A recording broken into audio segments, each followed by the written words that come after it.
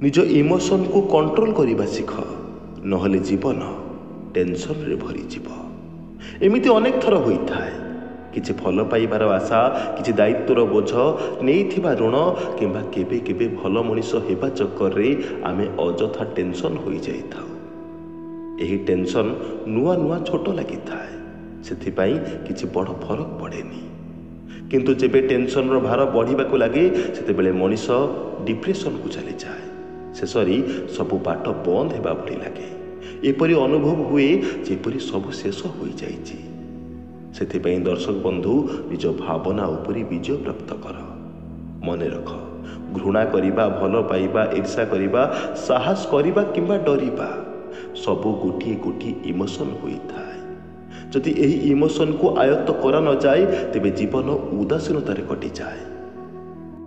बजार रे गोटिए दुकान रे फास्ट फूड एवं तार ठीक सामना दुकान रे फ्रूट्स दुकान थिले। प्रायतः मन आमको फास्ट फूड दुकान आड़क टाणी निए।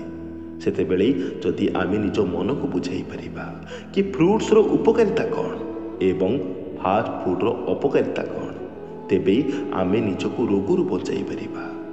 ठीक सही परी जीवन रे प्रत्येक दिन प्रत्येक मुहूर्त रे एही परी अनेक चॉइस मिली थाए। आपण को यह विचार करने को पड़िबो कि आपण को पाई अधिक जरूरी कौन अधिक लाभप्रद कौन। जदि ठीक निष्पत्ति नहीं कार्य करिवे देखिबे आपण को जीवन उदास संपूर्ण गायब हो जिवो। अधिक गपिकी आपण को मूल्यवान समय को नष्ट करिवेनी। गोटिए छोट कहानी को अति संक्षिप्त रे कहूची। पिला बेले एही कहानी के आपण निश्चय शुणिथिबे किंबा पढ़िथिबे। दिने गोटिए बुढ़ा सह बाघर मुहांमुही होईगला। बुढ़ा पाखरे दुईटी विकल्प थिला।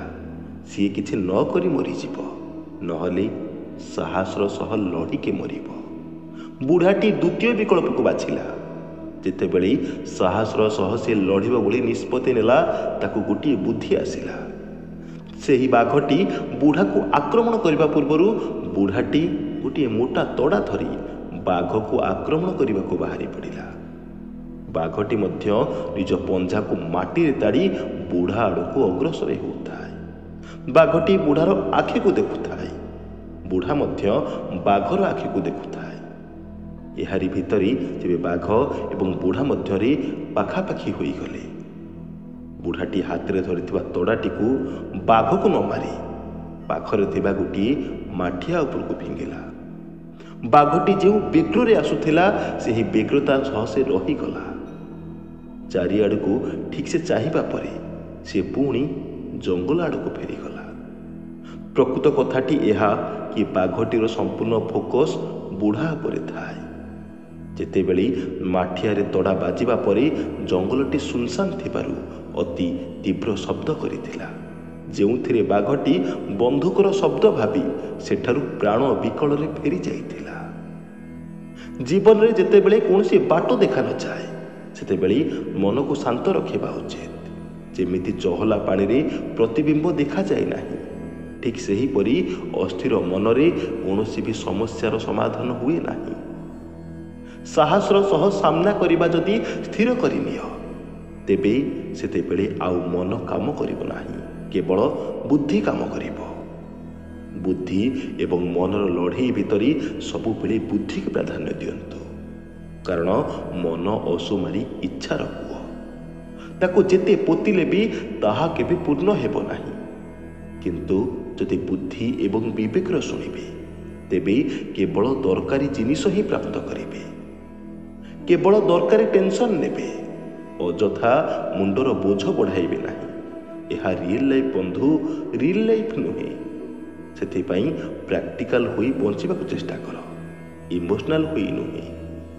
प्रेम रे कहा पाई पागल हुओ नाही। अन्य को तुम प्रेम रे पागल बनाओ। तुम भावना तुम हाथ रे ताको अन्य हाथ रे देई भांगीबार सुजोग दियो नाही। मन को संभाल। जदि मन असंभाल तेबे भविष्यत असंभाल। निज पाई तुम निजे हेब काल। जदि केही तुमको प्रेम करिबो तेबे सी तुमको केबे बांधिबा को चेष्टा करिबो नाही। चढ़ई को भल पाउथिबा मनीष केबे चढ़ई पाई पंजुरी रखेनी। ତାକୁ ଉଡ଼ିବା ଦେଖି ଖୁସି ହୋଇଥାଏ। ସେହିପରି ଯଦି କେହି ତୁମକୁ ସତରେ ଭଲ ପାଉଥିବ, ସିଏ ତୁମକୁ ସ୍ୱାଧୀନତା ଦେଇ ଖୁସି ହେବ। ତୁମକୁ ତାଙ୍କ ଭାବନାରେ ବନ୍ଦୀ କରିବ ନାହିଁ। ତୁମେ ତାହା କର ଯାହା ତୁମ ମନ କହୁଛି, କିନ୍ତୁ କରିବା ପୂର୍ବରୁ ବୁଦ୍ଧି ଏବଂ ବିବେକର ସଠିକ୍ ଉପଯୋଗ କର। ଜୀବନକୁ ଖୁସିରେ କାଟିବା ପାଇଁ ଇମୋସନାଲ ଆଟାଚମେଣ୍ଟ ଅପେକ୍ଷା ଅଧିକ ସ୍ମାର୍ଟ ଜବ୍ ଆବଶ୍ୟକ। ଜୀବନର ଚଲାପଥରେ ଅନେକ ଲୋକ କଷ୍ଟ ଦେବେ, କିଛି ଲୋକ ଧୋକା ଦେବେ, ତ ଆଉ କିଛି ଲୋକ କେବଳ ନିଜର ହେବାର ଅଭିନୟ କରିବେ। ଏସବୁକୁ ଅଣଦେଖା କରି ଜୀବନ ରାସ୍ତାରେ ଆଗକୁ ମାଡ଼ି ଚାଲ। ଦେଖିବ ଦିନ ଆସିବ, ନିନ୍ଦା କରୁଥିବା ମଣିଷ ବି ତୁମର ଗୁଣଗାନ କରି ଚାଲିବ। କାହାକୁ ନିଜ ଦୁଃଖ ବିଷୟରେ ଜଣାଅ ନାହିଁ, କାରଣ ତୁମ ଦୁଃଖ ହିଁ ତୁମ ଦୁର୍ବଳତାର କାରଣ ହେବ। ମନେ ରଖ, ଦୁନିଆର ଲୋକଙ୍କୁ ତୁମ ଦୁଃଖରେ ଇଣ୍ଟରେଷ୍ଟ ନାହିଁ, ତୁମ ଦୁର୍ବଳତା ଜାଣିବାରେ ଇଣ୍ଟରେଷ୍ଟ ଥାଏ। ମଣିଷ କେବଳ ଇଚ୍ଛା କଲେ ସବୁ ପାଇଯିବ ନାହିଁ, ତାକୁ ବାରମ୍ବାର ଚେଷ୍ଟା କରିବାକୁ ପଡ଼ିବ। କାରଣ ସିଏ ମଣିଷ, ଭଗବାନ ନୁହେଁ। ଅତୀତ ସାକ୍ଷୀ ଅଛି, ଶ୍ରୀରାମଚନ୍ଦ୍ର କେବଳ ଇଚ୍ଛା କରି ମାତା ସୀତାଙ୍କୁ ଉଦ୍ଧାର କରିନଥିଲେ, ବରଂ ନିଜର ସମ୍ପୂର୍ଣ୍ଣ ସାମର୍ଥ୍ୟକୁ ବିନିଯୋଗ କରିଥିଲେ।